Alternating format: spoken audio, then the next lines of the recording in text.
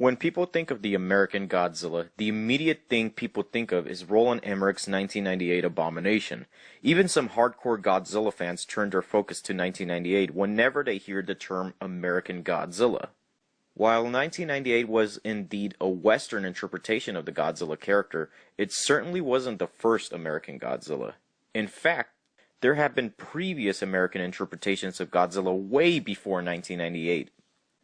With the new American Godzilla just around the corner, I thought it would be fun to explore the history behind America's past Godzillas.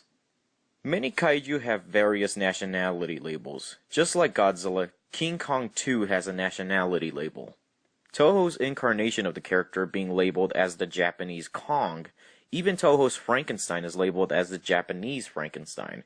But what truly defines a kaiju's nationality label? Where the kaiju originated from?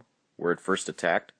Personally, I think what defines a nationality label on any character is due to what country adapted it. It all comes down to what country interpreted the character. With that being said, the first American Godzilla was actually the Toho Godzilla. When Godzilla was first released in the United States, it wasn't released the way Ishiro Honda filmed it. It was revised, or for lack of a better word, reinterpreted for a Western audience. King of the Monsters is commonly referred to as an Americanization, but within its own context, it fits the qualifications of an adaptation.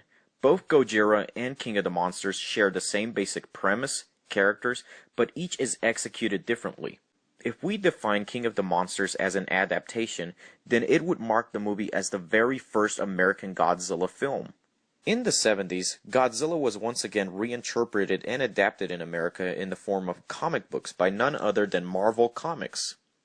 This Godzilla was portrayed a bit differently but maintained the same features as the Toho Godzilla, such as becoming the lesser of two evils when fighting another kaiju, and even showing compassion to some humans like characters like Dum Dum Dugan.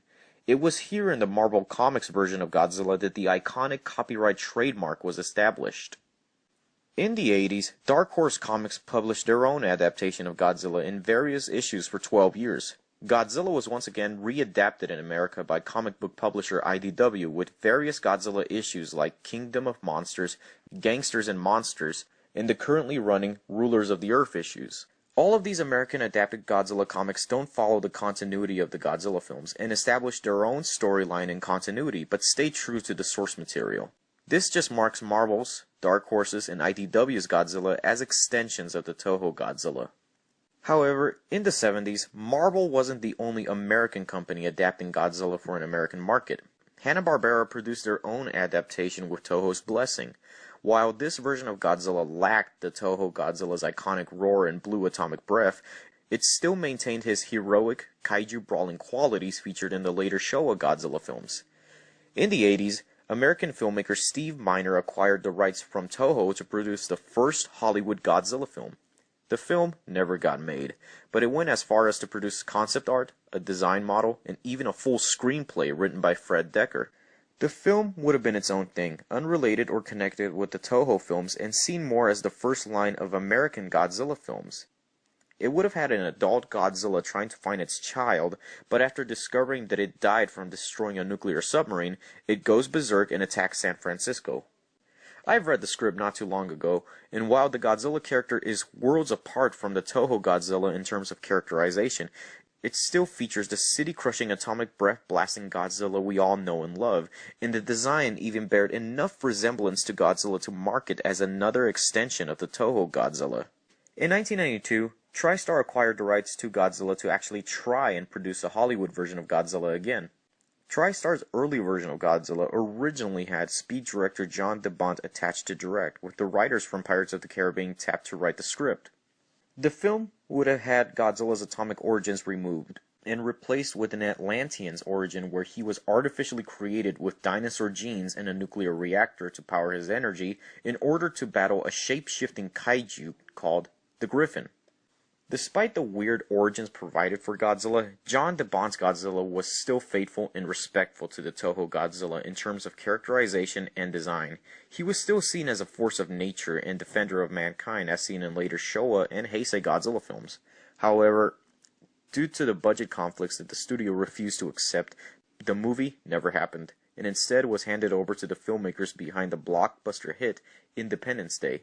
Looking back on it now, it makes you wonder why Tristar courted Roland Emmerich and Dean Devlin to do Godzilla, but after watching Independence Day, you could kinda see why. It has the same grim and dark apocalyptic tone and vibe you'd expect to see from a Godzilla film. Unfortunately, Emmerich and Devlin did not go in that direction, and took a detour where they ran the Godzilla character over a cliff, metaphorically speaking, of course. Emmerich's adaptation of Godzilla featured a character that did not feature or share the same qualities, design, or characterization as the Toho Godzilla, which begged the question, what the hell is that? Is that supposed to be Godzilla? Instead of showing a film with a monster spitting atomic breath, crushing cities, battling kaiju, and harkening back memories of nuclear holocaust, it featured a monster that looked like a T-Rex with iguana features that ran away from the military, laid eggs that hatched velociraptors, walked around the city not causing any destruction, and was easily killed by conventional weapons. Despite that this creature shared the same name as everyone's favorite kaiju, this was not Godzilla. 1998 is not an extension of the Toho Godzilla because it does not feature the same qualities as the Toho Godzilla. This creature was a different category all by itself, and unfortunately, it was this quote-unquote Godzilla that was given the label the American Godzilla for the longest time.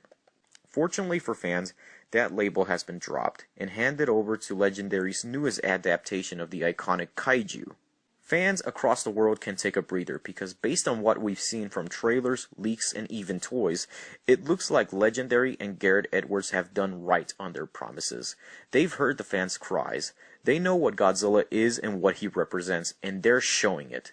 Despite being an American interpretation of Godzilla, this Godzilla bears enough striking resemblance to the design and character to not just be an extension of the Toho Godzilla, but actually be the Toho Godzilla itself. America has done dozens of adaptations of Godzilla in many formats, from comics to movies and TV shows. But the true American Godzilla lays in the Toho Godzilla himself. The first American Godzilla film was an Americanization of the 1954 film, and Garrett Edwards' version is also somewhat of an Americanization of 1954 as well. It comes full circle. The Toho Godzilla turned out to be the first American Godzilla, but now the Toho Godzilla returns as the new American Godzilla.